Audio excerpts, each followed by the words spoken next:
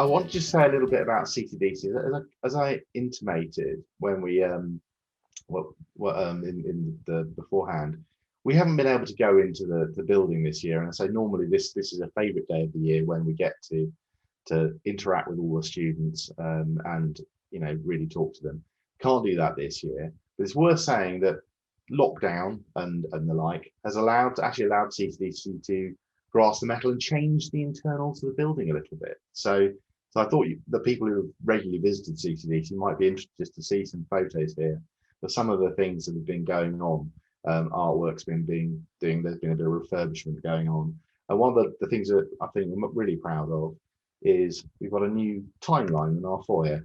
So when you next come to CCDC, you'll be presented with this lovely, in the foyer, it's a lovely timeline of the history of the organisation that you can kind of interact with going forward. So we're really looking forward to when we get the opportunity to get people back in the building and have face-to-face visits.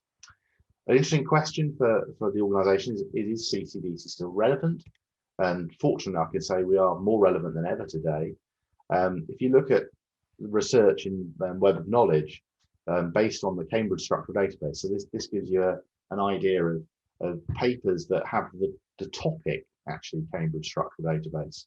So it's not just what cases which use CSD, but actually have a strong topic theme that's associated with this Cambridge Structural Database. And you see that there's quite a significant growth over year on papers that are published with the CSD as their theme. I love this graph because it also shows the effect of blind tests. Our blind tests cause little tiny peaks and to go up, so there's a wider interest that comes about as a consequence of us doing those. But you can see that the trend is definitely up, and that there are more and more papers published every year. I did this one quite earlier this year, so in about January, February, but you can already see, even for 2021, that the number of papers is building.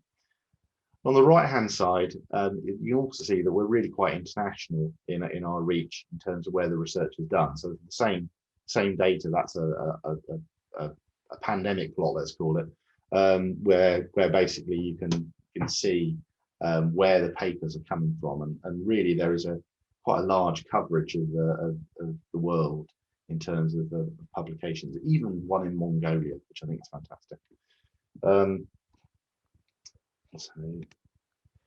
In terms of impact areas, we actually impact a wide variety. Obviously, crystallography is very high in there.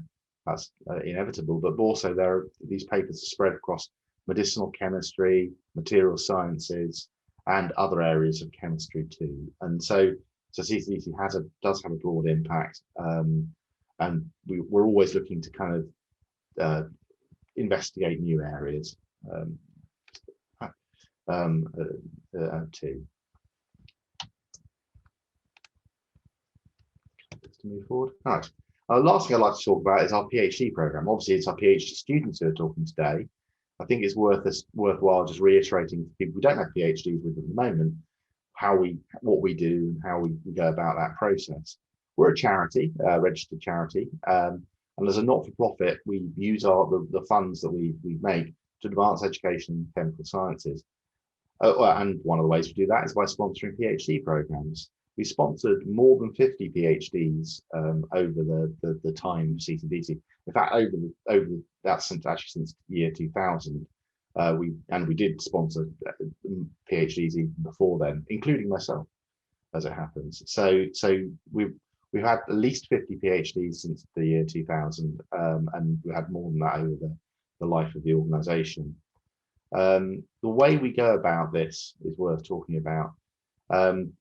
As you can see here in the graph on the right-hand side, this kind of gives you a heat map of relatively recent PhDs. It's very UK focused at the moment, but the topics we cover are really quite broad. And as you'll see today in some of the talks, it'll range from catalysis to drug discovery to artificial intelligence, lots of different fields which make use of the data.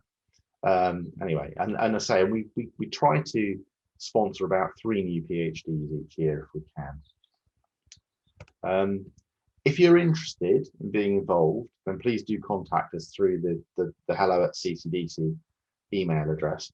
Currently, the program is very UK focused, but we have historically part funded European and US PhD research. So we are very open to the idea of having students from abroad. So please do consider that. As I say, we generally speaking, we part fund PhD. We can't fully fund them, but we can provide a contribution.